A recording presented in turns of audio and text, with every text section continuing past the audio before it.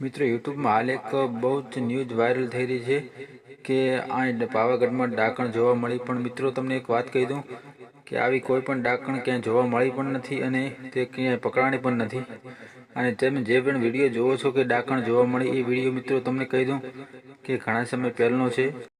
તો મિત્રો આવી અફવાથી કોઈને ડરવું પણ નહીં અને આવી ખોટા વિડીયો જોવા પણ નહીં। મિત્રો આ ડાકણ ક્યાંય પણ જોવા મળી નથી અને જે પણ અત્યારે તમે યુટ્યુબમાં બતાવી રહ્યા છે એ ઘણા સમય પહેલાં એક એવું અનોખું જાનવર જોવા મળ્યું હતું અને એ જાનવરને લઈને આ બધા અલગ અલગ ડાકણના ફોટા વાવડીને બધાને ડરાવી રહ્યા છે કે પાવાગઢના ડાકણ જોવા મળી।